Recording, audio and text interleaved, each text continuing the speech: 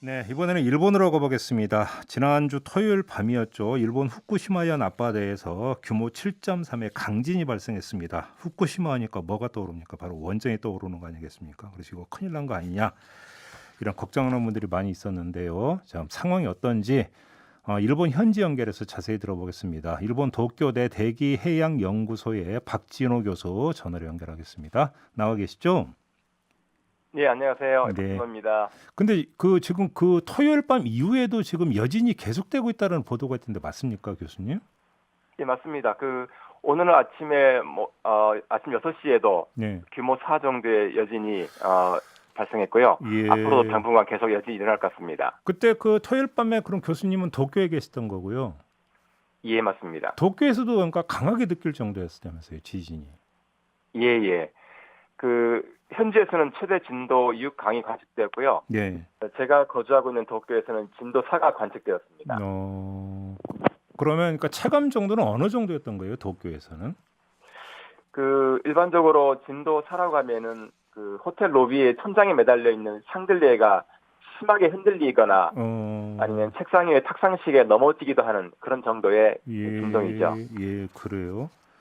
알겠습니다. 근데 지금 이게 그러니까 동일본 대지진이 10년 전 3월 11일에 있었잖아요.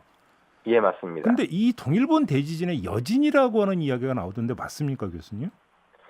현지에 지금 일본 기상청의 공식 견해도 그렇고 저희와 같이 연구하고 있는 학자들의 일반적인 견해도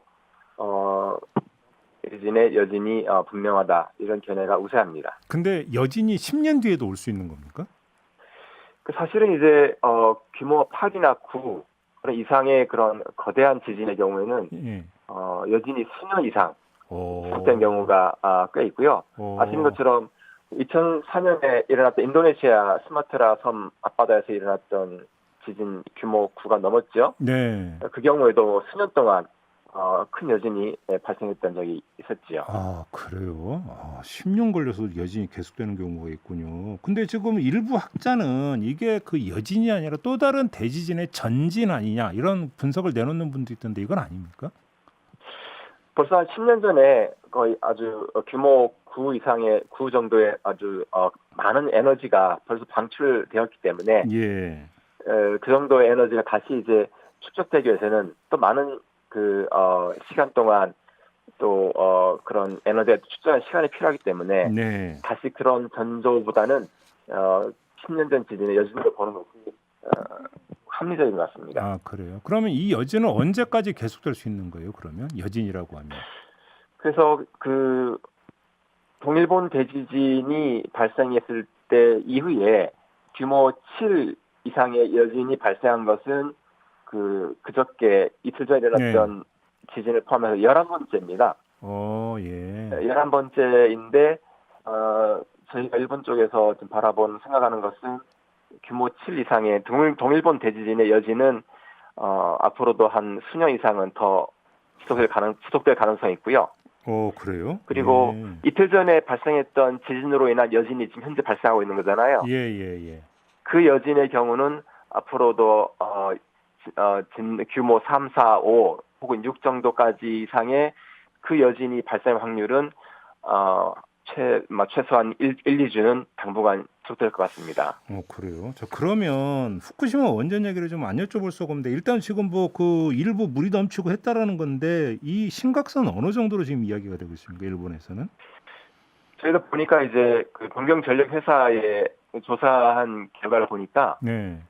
이번 지진과 관련해서 후쿠시마 원자력 제1발전소 5호기하고 6호기 예. 는 냉각수 저장 탱크에서 소량의 물이 흘렀다고 합니다. 예.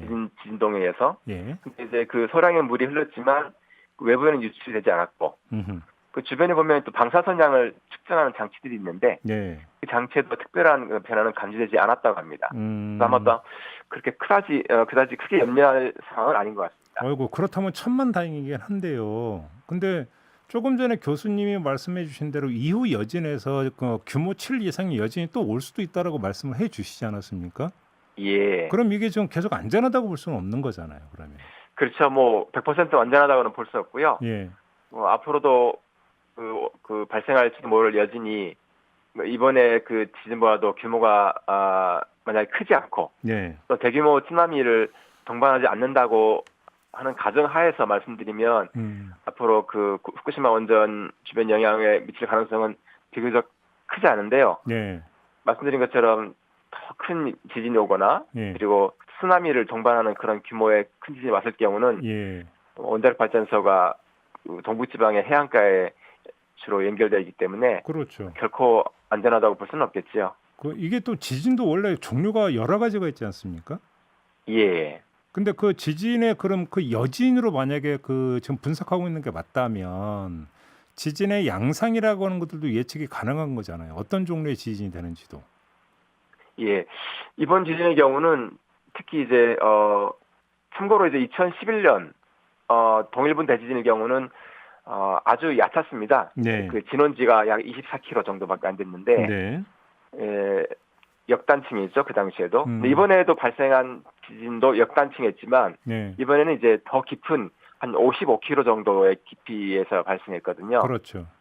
그리고 이제 그 동쪽에서 그 일본 열도 쪽으로 섭입하는 태평양 판에서 내부에서 발생한 그런 지진인데 앞으로도 이제 그런 비슷한 지진이 많이 발생할 텐데 문제는 이제 그 지진이 발생한 규모도 규모지만 그 발생하는 깊이가 만약에 지금보다 훨씬 얕아버리면 쓰나미가 연결이 되나요? 그렇죠. 쓰나미와 연결될 수 있는 그런 지진이 될 가능성이 매우 크고 그렇게 되면 이제 원자력 발전소 쪽에도 큰 영향이 갈 수 있겠지요. 그러니까 지진이 어느 정도의 깊이에서 발생할지는 아무도 모르는 거잖아요. 현재까지는 굉장히 어려운 과제입니다. 이러면 지금 일본 정부 같은 경우도 뭔가 좀 근본적인 대책을 좀 세워야 되는 거예요. 지금 후쿠시마 원전 근처에 혹시 지금 그 주민들이 그 다시 돌아온다든지 이런 현상이 있습니까? 거의 뭐 아직까지는 돌아오는 얘기는 못 듣고 있고요. 앞으로도 상당 기간 아마 그 본래의 삶을 찾기는 쉽지 않을 것 같습니다. 그렇죠. 근데 지금 그 도쿄 올림픽이 제대로 열린다고 전제한다면 지금 후쿠시마 원전 근처 얼마 떨어지지 않은 곳에도 경기도 열리게 되어 있지 않습니까? 불안해서 어떻게 그런 보도를 봤습니다. 어이구, 그래요. 알겠습니다. 아무튼 여진은 앞으로도 계속될 수 있다 이런 말씀이 되는 거고요. 아무튼 좀 그 큰일이 좀 없었으면 좋겠다라는 소망을 전하면서 오늘 말씀 여기까지 듣도록 할게요. 고맙습니다, 교수님. 예, 감사합니다. 지금까지 일본 도쿄대 대기해양연구소의 박진호 교수와 함께했습니다.